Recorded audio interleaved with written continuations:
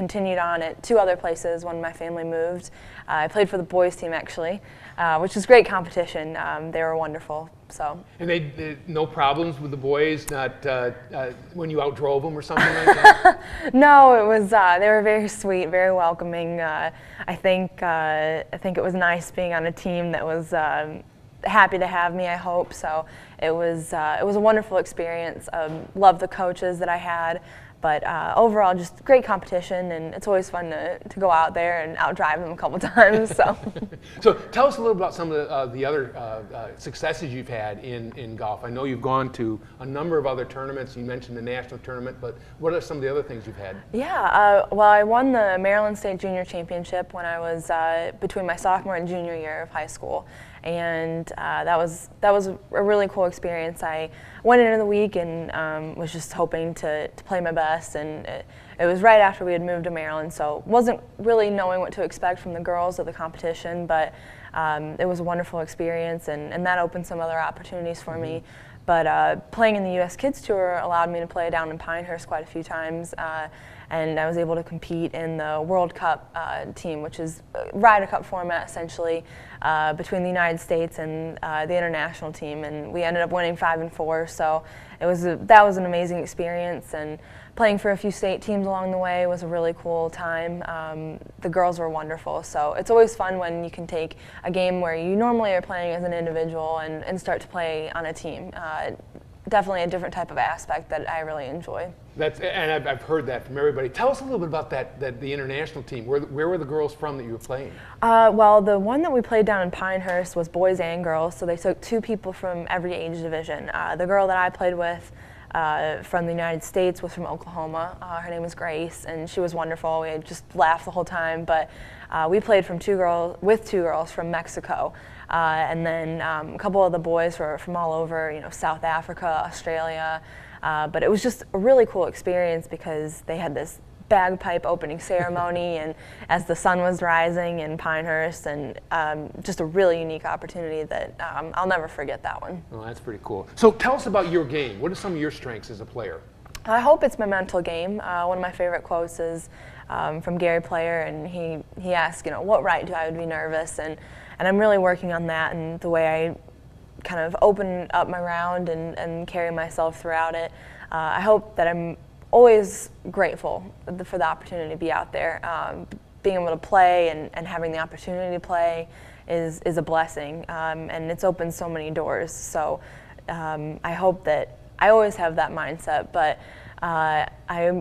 there's always things that you can improve in golf, and so you're always trying to fix one thing or the other, swings, putts, whatever it is. But I hope that it just continues to improve, and that's what I'll keep practicing for. You mentioned the mental game, and it's interesting. About a week and a half ago, the U.S. Open, Dustin Johnson was assessed a penalty after the thing, but during the actual tournament, it was judged that he didn't move the ball, so therefore no penalty, and he was told about 5 holes later that he might get a penalty, and then they finally assessed one at the end of the round.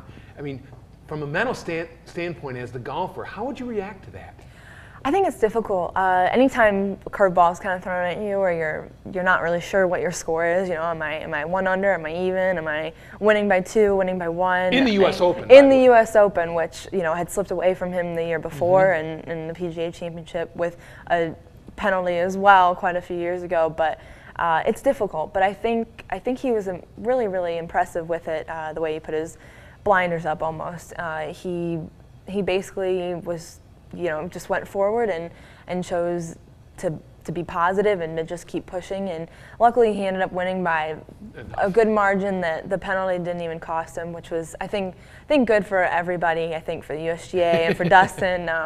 But it was scary there for a couple, holes. It's hard. You just never know. But I think one of the biggest things my parents are always telling me is you can never control what's happened in the past. So if you can just learn to move forward in your golf game, you're going to be a lot better off. That's really good advice. So we have to ask, just for all the male duffers out there, how far can you hit a drive?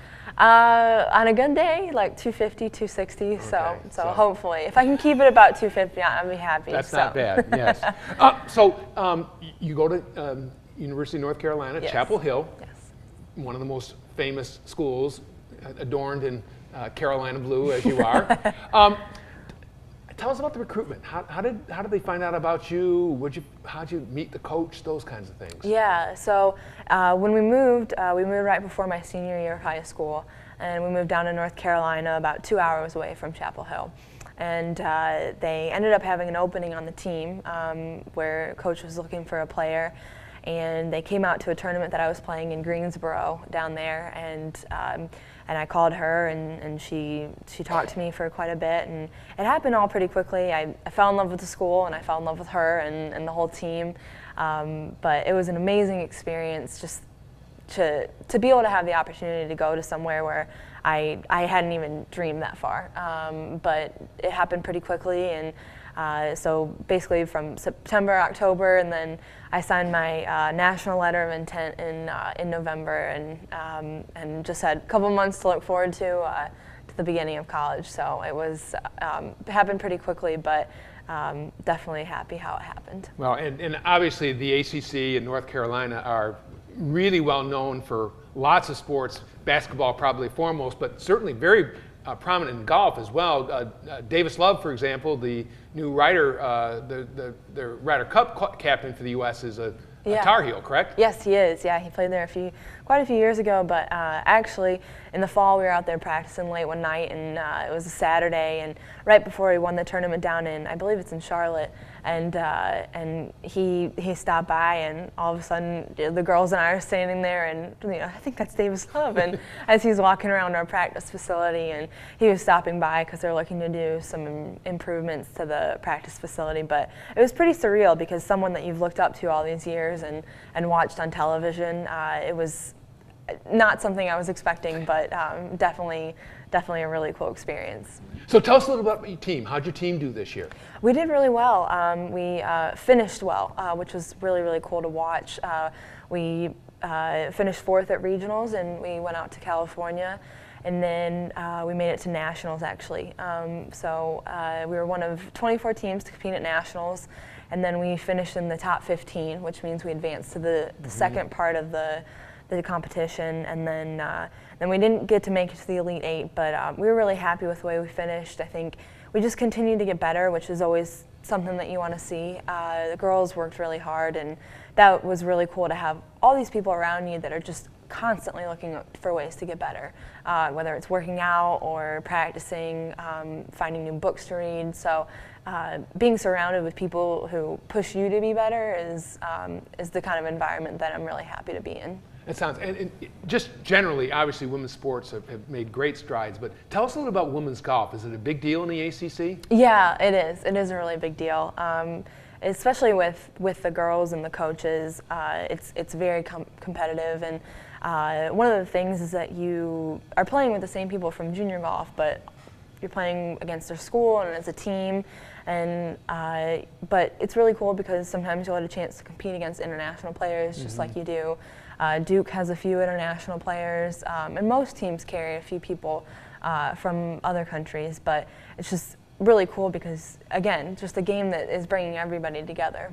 So you mentioned Duke, obviously for North Carolina, that's probably competitor number one. Who else is really good in the ACC in golf? We always are trying to compete against Wake Forest a lot. Okay.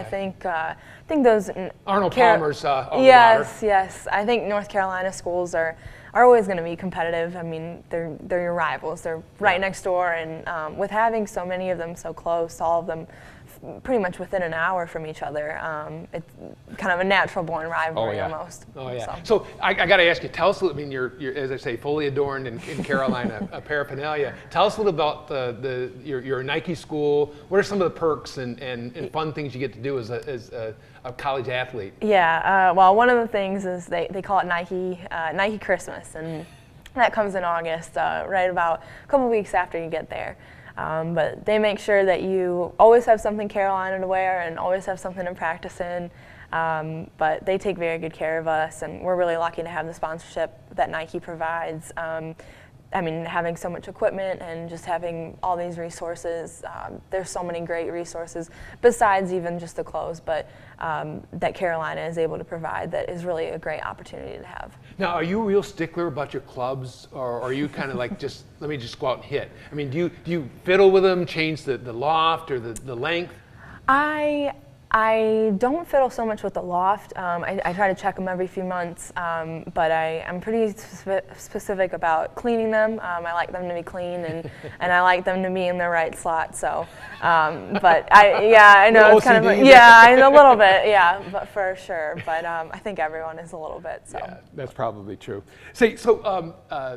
What, you mentioned conditioning. So what are some of the things now as a college athlete? I mean, the stereotype years ago when golfers used to be, you know, the kind of the heavyset guy, smoking a cigarette, having a beer at 19th hole. Yeah. Now, however, you hear both men's and women's tours, the you know, physical coaches they've got with them, the stuff they're doing. What kind of things are you guys doing to help with the conditioning? Well, in season, we work out 3 days a week. So we wake up early in the morning and get our workout going, and then head to class. And then in our off season, we work out 5 days a week. Wow. So it just depends on the timing, but a lot of it is strength and conditioning. So trying to make sure that the muscles that you need for golf are getting stronger, and you're able to hit the ball farther. And then when we're on off season, we have some cardio, but we have really great staff of trainers at Carolina, beautiful weight room, so we're very lucky. Definitely a blessing to be able to go there. So how does the coach work with the team? Obviously, golf is kind of the quintessential individual sport. No one else can hit the ball for you, but how does a coach help the team? Well, I think our head coach, Jan, she's wonderful. She's very driven and very competitive, but she's very good at her mental game, her approach to the game has been what I think has impressed me the most. She's just very level-headed. She's really good at working with people and saying, kind of instilling the confidence that people need sometimes to realize that, hey, I can compete and I can hit these shots. And our assistant coach, Leah, who actually played for our head coach at UVA when she coached up there, and who played out on tour for a little while.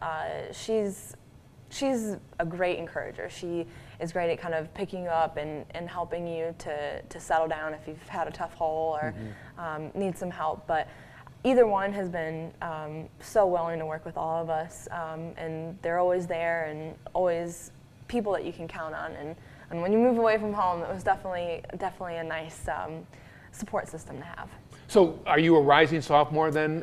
Rising sophomore, yes, okay, sir. So what's going to be your major, do you know? I'm hoping to double major in communications and journalism. So. Wow. So working on that right now, but it's taking a few summer classes right now to hopefully get ahead and be able to kind of even out my workload for the semester coming up. Well, and that's really one of the big things for college athletes is how do you manage the rigors of the season, which typically is a lot of travel, a lot of playing, with the course load. How have you managed that? Yeah, it's definitely, it was a big adjustment. You know, you're constantly with people and you're constantly having to make meetings and times, but I think time management was a big thing I learned first semester. You know, there's a time and place for everything, and sometimes that you need to write your paper, and sometimes you want to go out and practice, and it just depends. But I think having the support system that we do there, we have a great team of academic advisors that are really good at helping us figure out where we need to go and what direction we need to be as far as our academic course, and then with our trainers and psychiatrists, people like that, we are able to talk to a lot of people and really kind of help stay on track. So there's a really big support system that goes into it. So definitely a village behind us. Well, and I tell you, it's great practical experience for whatever you do next in life, being able to juggle all those things and do them well. So tell us, do you have any aspirations beyond from playing beyond North Carolina? Yes, I'm hoping to make it out on tour someday. That's the goal. And if I don't end up there, I would really like to work still somehow in the business. I think it's what I've known for so long, and it's become a big part of my life. So if I could keep it in there somehow, I really would like to. But the hope is to make it on tour. So, but I have a few more years left of school, and I'd like to get my education and then kind of figure out from there. But there are a lot of really great opportunities all over. They have lots of different tours. Yeah, I was going to ask you, what options are available? I mean, I know from the men's side, there's obviously tours on different parts of the world. There's mini tours. Is the same sort of opportunities for the women as well? Yes, exactly. There's the Symetra Tour, which they say it's the road to the LPGA. So a lot of girls go there first before they finish at the LPGA. If you're lucky enough to make it to the LPGA first, that's a great opportunity. But they have the Meyer Tour. There's lots of different opportunities, but definitely different ways that you can get involved, and even if you choose not to go pro, the amateur events that states provide are wonderful ways to just stay in the game. Do they have a Q school for the LPGA like it's famously do? Yeah, they do. Same kind of pressure? Yep, same kind of thing, same type of qualifying. We have 2 girls who have graduated from Carolina who are on the LPGA currently. But they went through Q school, and you get a certain amount of ranking and a certain amount of exemptions into tournaments, and that helps. But actually, one of our girls, Kelly, the other girl that came in with me, played in a Symetra event just this past May. She played out in Charlotte. So there's lots of people that are trying to make it work, and it's awesome to see that those are people that are coming from Carolina. Yeah, that's really cool. So tell us a little bit, why are you up here? What's from North Carolina back to beautiful Michigan? Why? Yes. Well, this is my home. This is where I grew up, but we always come during the summer to visit my grandparents. When I was younger, I practically spent my summers here, but this is what I call home. So this is what I consider, it's where my family is. I love the water and the golf and seeing all the people that have been able to support me this long. It's been a wonderful opportunity to be able to come back and visit, but any chance that I get to come up here, I will definitely take. I love it up here. Oh, that's great. Well, Killian, thanks very much for coming in today. Yes. It's been great talking to you. Good luck next year. I don't think you'll need it, but have great year at UNC. We'll be watching Thank you very much. the papers to see your success. Thank you very much. Well, thank you. That's it for this week. We look forward to seeing you next week on Press Box. Goodbye, everybody.